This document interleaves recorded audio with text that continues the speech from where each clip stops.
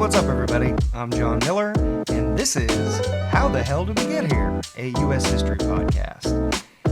In the previous episode, I discussed the early stages of the American Revolutionary War. I talked about the struggles that the United States had, the difficulties that it faced going up against an opponent like Great Britain and being a very new country with all the challenges that new countries have. And then I talked about how at the end of the episode, the United States, with the victory at Saratoga and having proven its commitment to the cause over the course of the first couple of years, was able to carry things on to a new stage. And I left it with the alliance with France. So in this episode, I'm going to pick it up from there. I'm going to discuss how the war changed as international intervention became a part of the war. Although in this case, it's international intervention on behalf of the United States rather than against it, like with the Hessian mercenaries that Britain hired pretty early on in the conflict. And I will talk about how the war proceeded, how it shifted to the American South, and ultimately what led to the defeat of Great Britain and the peace treaty and the things that followed. But before I do all that, I'd like to please remind all of you to like and subscribe to either the podcast or the YouTube channel, or both. If you ended up subscribing to both of those things, I wouldn't hate that. And it really does help people find the show, and the more that subscribe, bigger the audience becomes, the more time I can dedicate to this, which would be awesome. So please like and subscribe, and let's keep doing this thing. Hope you all are enjoying it so far. Okay, I'm going to start this episode the way I do every other episode. You're used to it by now if you've been listening to this.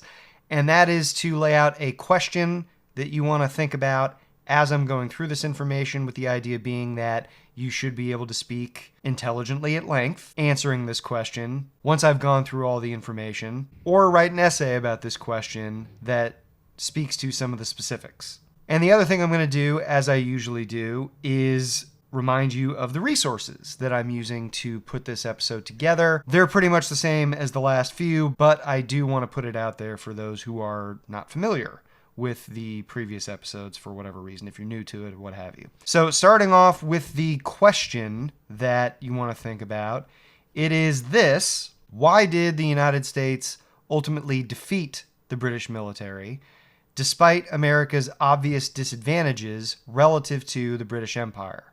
I'll say that one more time. Why did the United States ultimately defeat the British military, despite America's obvious disadvantages relative to the British Empire? So that's what you want to think about as I'm going through this information. And then the books that I use to put together most of the stuff that I'm going to talk about. First off, The American Pageant, which is a common AP US history textbook. Then there's Give Me Liberty, which is another very common AP US history textbook. John Adams, the biography by David McCullough.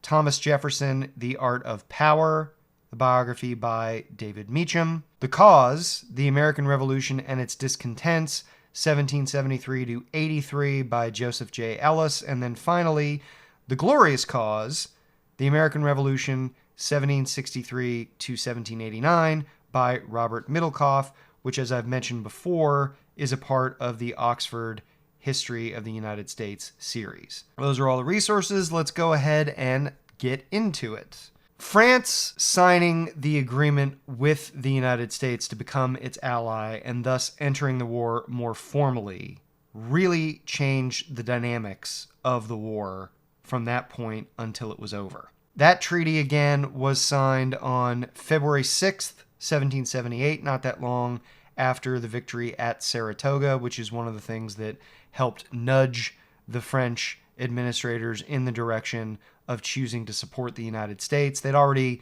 been sending us some stuff here and there, not a lot and not real regularly, but they were contributing as an opportunity to, at the very least, annoy and hopefully seriously harm their rivals, Great Britain. But once France signed up to join our fight, the floodgates opened, and Spain also signed on to fight with us against Great Britain by June of 1779, so a little over a year after we signed an agreement with France.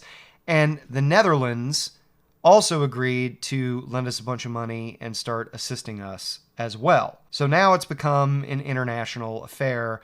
The British had already made it at least a little international by hiring Hessian mercenaries. The Hessians are a people from a region of Germany.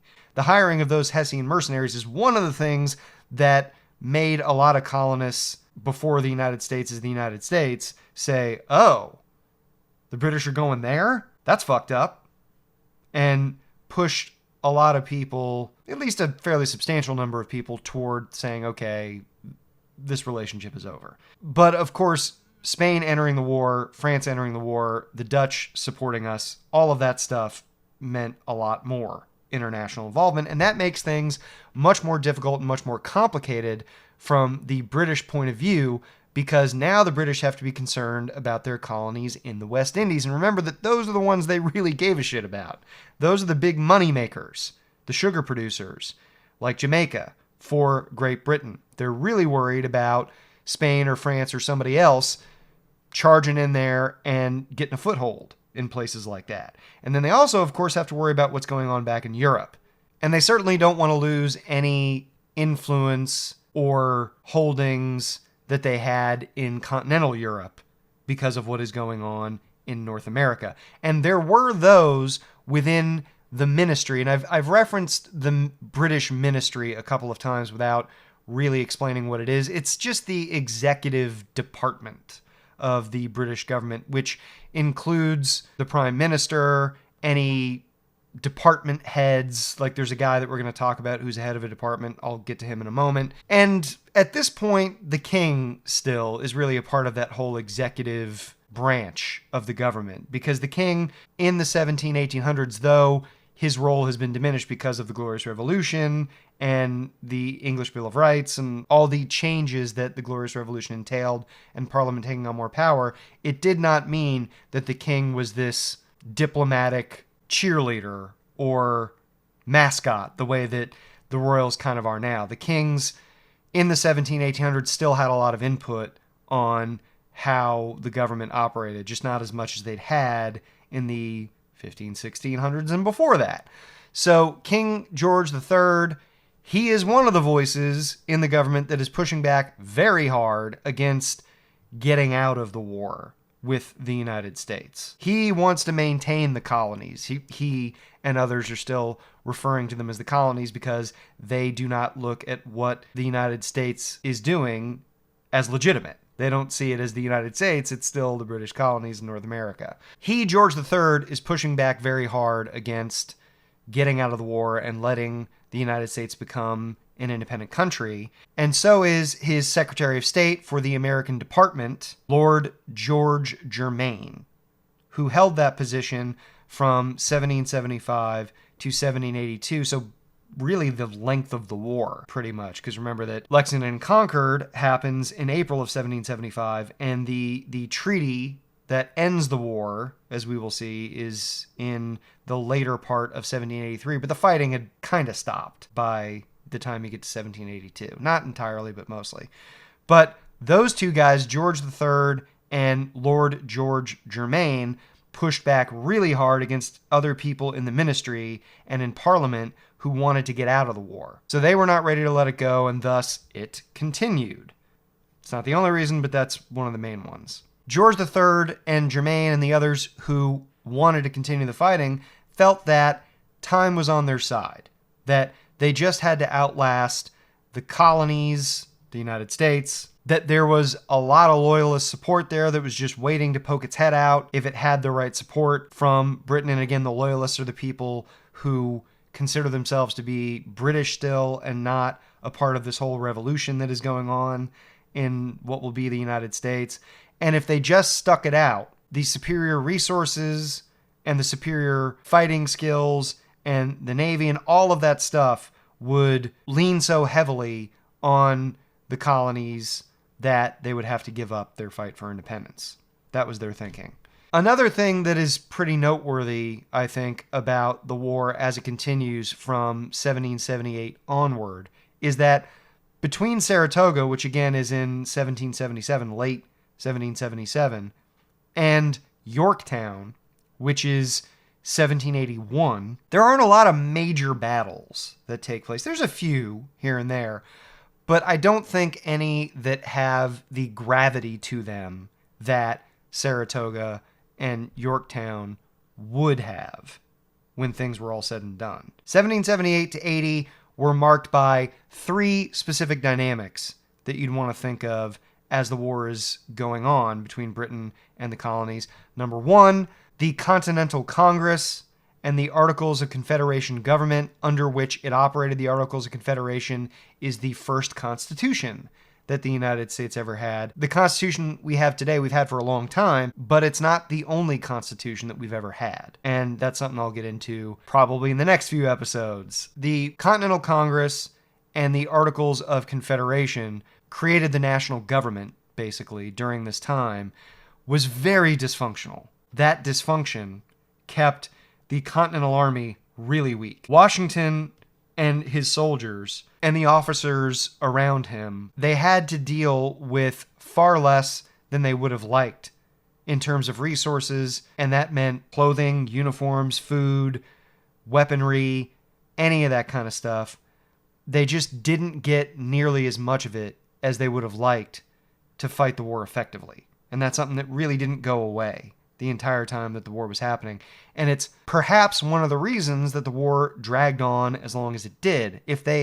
One could imagine if the Continental Army had been properly supplied, and if there had not been this dynamic of states fighting among each other for resources and states fighting the national government for resources, that perhaps the Continental Army would have been properly funded and supplied, and maybe the war doesn't go on for as long as it did. It's an interesting what if. So that's dynamic one that goes on from 78 through 80, basically. Dynamic two, the states are hoarding resources and manpower, which kept the Continental Army weak as well. Hoarding resources, I just mentioned. Hoarding manpower, what I mean by that is that the states wanted to keep fighting men for their militias rather than allowing these men to go and fight for the Continental Army, because these states were concerned about their individual defenses and thought that perhaps the Continental Army would not be as responsive to defending the individual states. Or if you're Virginia, let's say, Virginia might not allow as many troops to go fight for the Continental Army because Virginia is concerned about defending Virginia. Same goes for Massachusetts, New Hampshire, South Carolina, whatever. It's all of these states that are nervous about letting men of fighting age who could defend the states from British attack and from loyalists go off and fight for the Continental Army. And the downside of that is that it makes the Continental Army a lot weaker, and again, perhaps made the war drag on for longer than it needed to.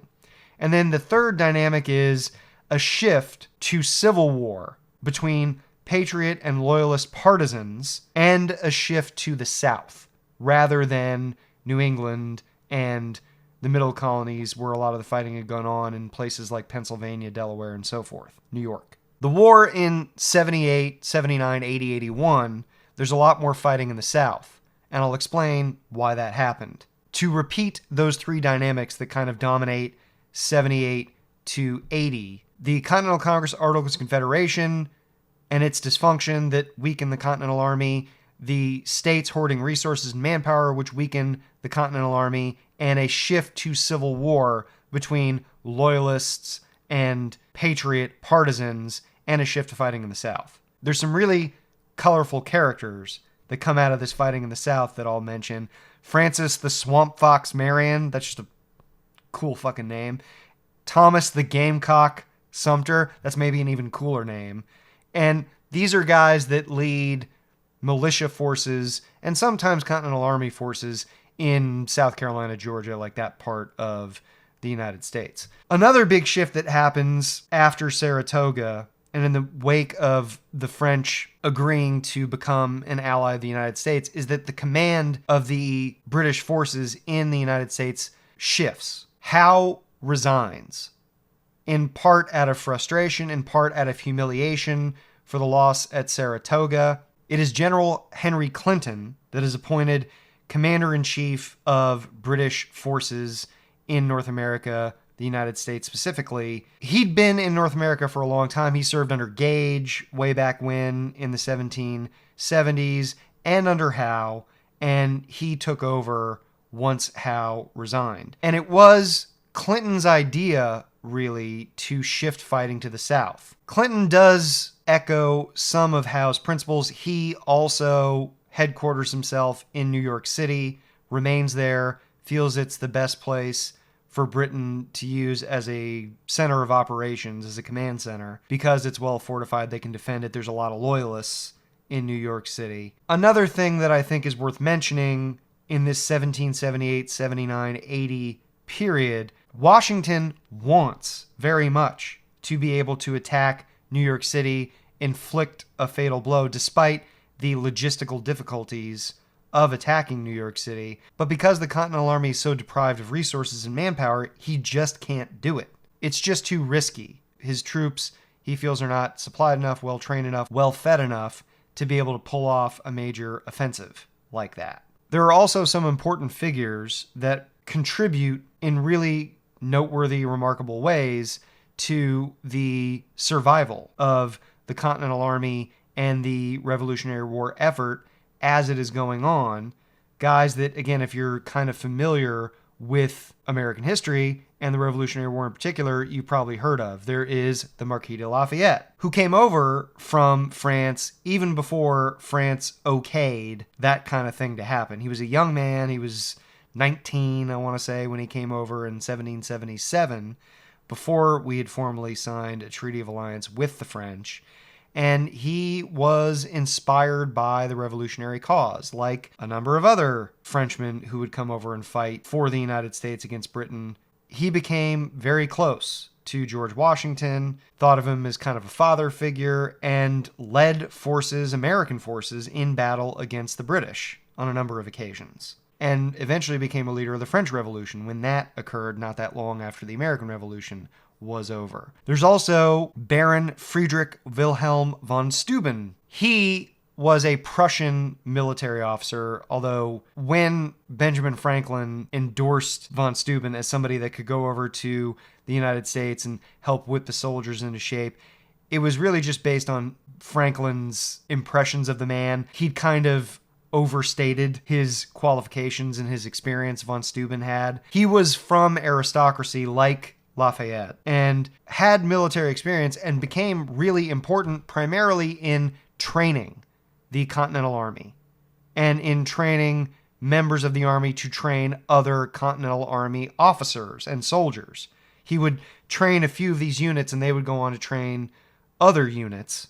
And he even put together this famous blue book that was kind of a military instruction manual for how to train and organize forces. And I mean, I remember there's this one anecdote I read a number of times, or this, I guess it's not an anecdote, but this one story, this one kind of constant refrain about just having latrines in the right places, that soldiers and militias just kind of pissed and shat wherever, and that wasn't awesome for the health of the soldiers, as you might imagine. And guys like von Steuben stepped up and said, no, you have to put your latrines over here, and you have to have your food over here, and you have to have everything as clean as it can possibly be, and everybody has to drill in unison, and we have to learn how to use our weapons, and you have to know how to do hand-to-hand combat. All of that stuff is really important. And I mentioned in the previous episode that one of the reasons that Washington was so hesitant to go up in a head-to-head battle against the British in 76 into 77 was that he just knew his troops were really green, really inexperienced, and he was afraid of what would happen if he sent his very undisciplined, inexperienced troops to fight up against these really formidable British soldiers who'd had years in the army and really knew what they were doing and were not going to get freaked out when the first shots were fired, which happened a lot with American soldiers, especially early on in the war. There were a lot of shots being fired and then everybody kind of freaks out and runs. Can't say that I'd blame them. I think maybe I might have done the same shit. So von Steuben's really important for whipping the army into shape. Nathaniel Greene, the fighting Quaker, he becomes one of Washington's most important commanding officers. And all of these people are together for at least some time at Valley Forge. That period is not just important for the purposes of uniting everybody together, creating discipline in the army. It really becomes important that Winter at Valley Forge and the years afterward, in forging a sense of American nationalism, which was not a given. I've mentioned before that, and I will mention it, I'm sure, after this, that Americans very much thought of themselves during this period and in the years afterward as not Americans, but North Carolinians and Georgians and New Hampshireites and New Yorkers and Pennsylvanians and so forth. They did not think of themselves as Americans. This experience, fighting in the crucible of war and all the difficulties that these soldiers had to go through, and the obvious connections that they would build as a result of suffering together and fighting together, it created a nationalism among these troops. And a lot of these officers become some of the most important leaders in the national government and in the state governments and in their local communities. And not just officers, just soldiers too, who might not ever have been officers, but who served and who had that sense of patriotism and nationalism ingrained in them as a result of their experience fighting in the Revolution. And it's guys like Alexander Hamilton, who was one of Washington's right-hand men, became his aide-de-camp, and obviously becomes a very important leader in the Revolution and in the early national government. A lot of Federalists come out of the Continental Army, the officer corps in particular. John Jay is another example. So the Continental Army creates this population of soldiers who become political leaders who pass on the nationalism that they have developed as they served to other members of other communities, and they end up keeping that sense of unity and forming one of the first American political parties. Initially, the shift in emphasis to the southern states by the British was kind of an accident. They started to focus a little bit more on the sugar-producing colonies in the Caribbean, and the southern colonies were just kind of in closer proximity to those. So it started off as sort of accidental. But eventually, they, and by they, I mean Germain, I mean Clinton, I mean some of the other commanding officers, and to some extent George III, they all sort of convinced themselves that there's this well of untapped loyalist support in the South that isn't as present in New England or the middle colonies. So they decide that going to the South will be an easier route to defeating the United States, the colonists, in their view. And they start off in Georgia, South Carolina, North Carolina. To be fair to their strategy, there are some substantial victories for the British. At Charleston in South Carolina, they invade and they have one of their most one-sided, most significant in terms of losses to the enemy, victories of the entire war at Charleston. There's a successful invasion of Savannah, Georgia. There's a battle in Camden that is quite successful. But these are fleeting victories for the British, and they discover pretty soon that there isn't actually this much more substantial loyalist presence in the southern states. Not only is there not a more significant loyalist presence naturally or existing before the Southern campaign in these southern states, British Army presence, as it had done in a lot of other places. I discussed this when I talked about the experience of the French and Indian War and the kind of occupation of Massachusetts in the wake of the Townshend Acts. British military presence does not endear the British to the Americans. The Redcoat actions, in many instances, seizing the property of farmers, their livestock, their crops, assaulting people, going after Americans as potentially opponents, patriots in the Revolutionary Army, and not knowing for sure, and sometimes not even identifying them correctly, sometimes turning would-be loyalists, or at least people who were going to sit on the sidelines, into anti-British Americans because of violence or property seizure or whatever. The British just do a pretty good job of alienating Americans in the South. So they're already pretty wrong about the greater presence of loyalists in the South, and their occupation of various parts of the South just makes people in the southern states even more hostile to them than when the occupation had started, which is not really all that surprising, and in fact, I think is kind of logical and rational when you think about it. Peoples tend not to like to be occupied by foreign forces, as it turns out. There's a brand of guerrilla warfare that is carried out by Nathaniel Greene's Southern Department of the Continental Army. He is the fighting Quaker, the guy that Washington trusted, at least in part, to run the Southern war strategy for the Continental Army. These guerrilla attacks are pretty similar to what had happened in New England for some time at this point. They are pretty brutal. There's a lot of vengefulness in some of these attacks. People who are exacting revenge on the British or on loyalists for confiscating their property or killing one of their relatives or maiming one of their relatives or sexually assaulting some of their women, which did happen. That's a fact of war, an ugly, ugly fact of war, but something that happened and happens. This became, as I suggested a few moments ago, kind of a partisan militia fight.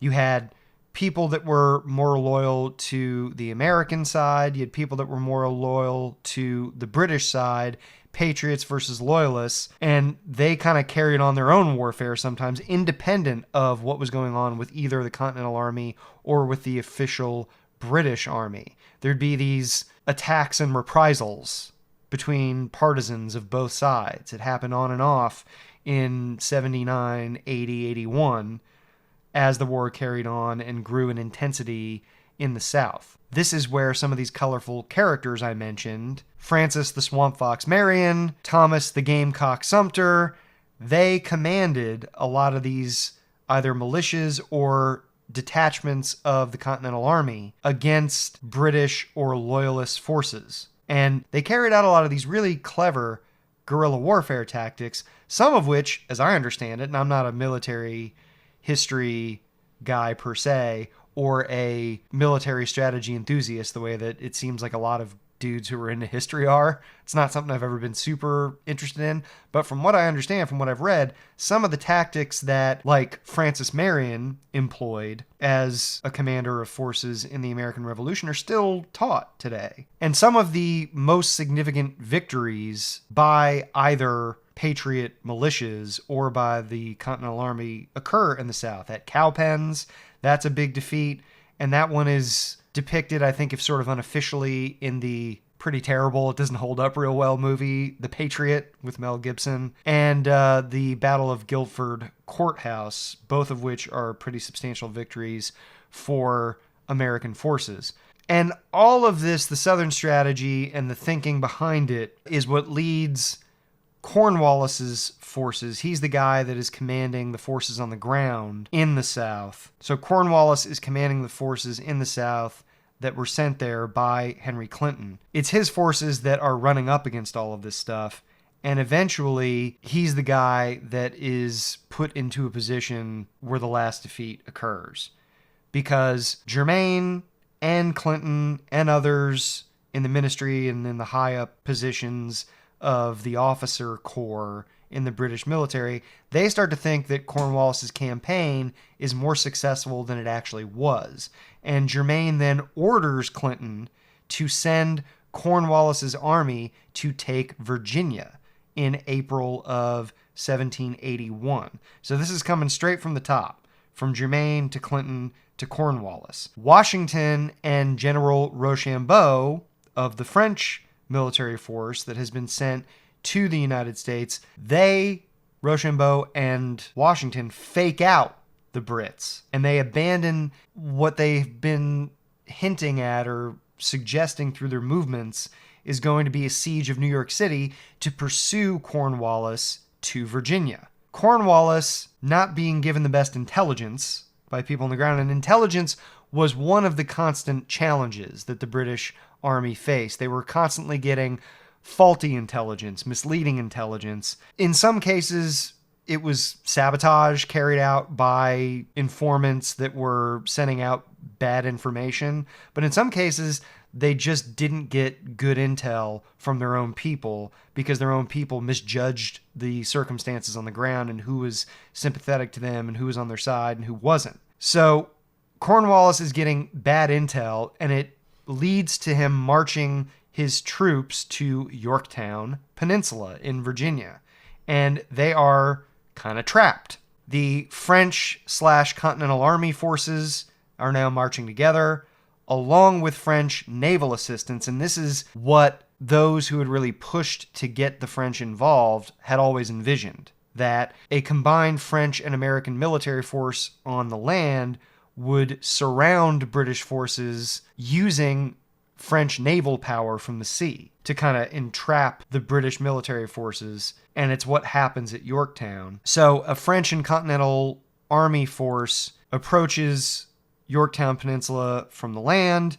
and a French naval force traps them in, hems them in from the sea, and they encircle the Brits and begin this really brutal siege that does a great deal of damage to the British military before they finally give up, surrender. And once the British surrender at Yorktown, once the news gets back there, I mean, the reaction, there's a famous reaction, I forget who it is that does this, but somebody's like, oh my God, it's all over. It might have been Lord North, the Prime Minister. I'm not sure if that's right, but you can Google it. You can check it out. Most everyone who's rational about this in any way, even some of the people that had been pushing to stay in the war and see it through, realize that the British are toast. They can't keep this up. And it's not just because of the defeat.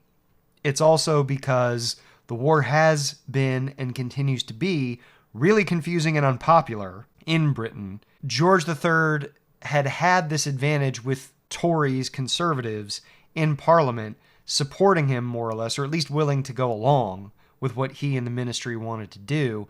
And that advantage evaporates in the wake of the defeat at Yorktown. There is a Whig takeover of Parliament. Therefore, George III and the ministry are no longer able to manipulate Parliament and keep most members in the body, supporting the war. North ends up actually resigning, the Prime Minister, and Parliament demands an end to the war, and that's that. Parliament's got enough power that if it, as a majority of the body, decides that they want out of something or they don't support a policy, that's going to be that.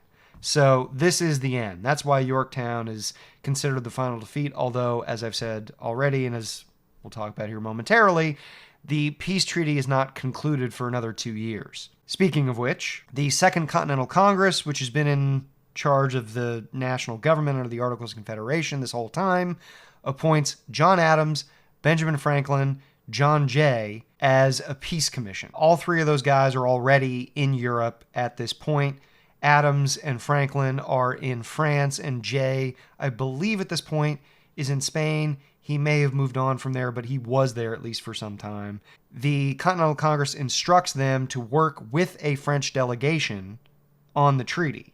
And this is where things get a little spicy diplomatically, because what the French government wants at this point is not necessarily what the United States government wants at this point. Americans are able to leverage the French and the British rivalry against those two powers. Leaders in the Continental Congress, they're sort of putting an emphasis on making sure that we in the United States don't agree to anything with the British in terms of a peace treaty that is going to upset France. They don't want to do that. But the negotiators, Franklin, Adams, Jay, among others, realize that what the French want is to keep the United States tiny, isolated, weak, because France sees this as an opportunity now to expand its presence in North America once again. And that is not what is in the interest of the United States, certainly. So the negotiators actually work outside of what the French want and work in their own ways through back channels with British negotiators when things come to kind of a standstill in 1782-ish. And the other thing is that Spain is a piece of this too, and Spain wants a bunch of the land between the Appalachian Mountains and the Mississippi River. That's land that the peace negotiators as well as others in America want the United States to possess, and not Spain. In the end, Spain, England, the Netherlands, and France all ultimately recognize the United States' independence. The British keep the rights to navigate the Mississippi River, which is important to them because it's the easiest way to send things, crops, beaver pelts, whatever else they're getting from the Great Lakes region of Canada and east of there. One of the easiest ways to send that stuff to market is to send it down the Mississippi River into the Gulf of Mexico and then back to Europe. So British keep rights to navigate the Mississippi River, and Canada remains a British possession. The Spanish and the United States dispute their borders even after the treaty is signed, and that really doesn't go away. That's an issue for the United States throughout the first couple of decades of the United States as an independent country once the Revolutionary War is over. The British and the French sign preliminary articles of peace on January 20th of 1783. The peace treaty of Paris is not signed until the fall of 1783. And one of the big sticking point issues here is what's going to happen to the Loyalists. And the Loyalists, if you try to look at it objectively and not see it through the lens of what the British wanted or what the Americans wanted or the way in which both sides might have felt burned by the Loyalists or by the revolutionaries or what have you, the Loyalists really got screwed, I think it's fair to say. They were, of course, admonished by the Americans who participated in the revolution. They were seen as traitors. And though they were supposed to be compensated, the Loyalists, for property lost, for anything seized during the war, this is one area where the United States didn't really honor its commitment to do that. We didn't really make whole the Loyalists who, from their point of view, were just being good British subjects and not going along with a revolution they didn't agree with. We didn't really do much. The government at the time didn't really do much to make them whole. And a lot of them ended up losing a lot of property, money, and their lives in the immediate aftermath of the revolution were difficult. They were displaced. Some of them went to Canada. Some went to Caribbean possessions. Some went back to the UK. But in all circumstances, most of them ended up much worse off financially than they had been before the war began. And it wasn't even in a lot of cases because they fought with the British or anything. They just didn't agree with the revolution. And this is something that causes a lot of friction, conflict between the United States and Great Britain in the decades immediately after the Revolutionary War is over. The fact that the United States didn't treat the Loyalists well or make them whole again after the war was over. And it was certainly something that the British used as an excuse to justify a lot of things that the British did that were bad for the United States early on. And I'll get into that stuff maybe in the next episode, certainly in the next few. So I want to real quick wrap up by explaining what I would identify as the factors that made the revolution and the war successful efforts. For one, and this is something I read in multiple sources, the British never really took the United States seriously as a military foe.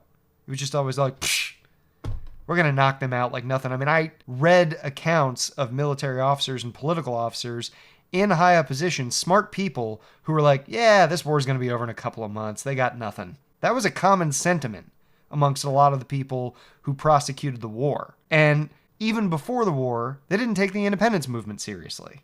A lot of people in positions of authority in Britain. These people did not think that the war and the independence movement had general popular support. They were convinced that there were loyalists all over the place and that most people in the colonies in what would be the United States supported Britain. And that's evidenced by the way that they pursued the Southern campaign. Had its successes, but ultimately was a disaster. So on top of the fact that the British just didn't take the United States seriously as an opponent in the war and didn't really take the independence movement seriously, the British ministry, and especially the Tories in Parliament and in the ministry, never had a meaningful, well-articulated plan to stop the revolution or win the war. They always sort of just assumed it would be very easy to achieve.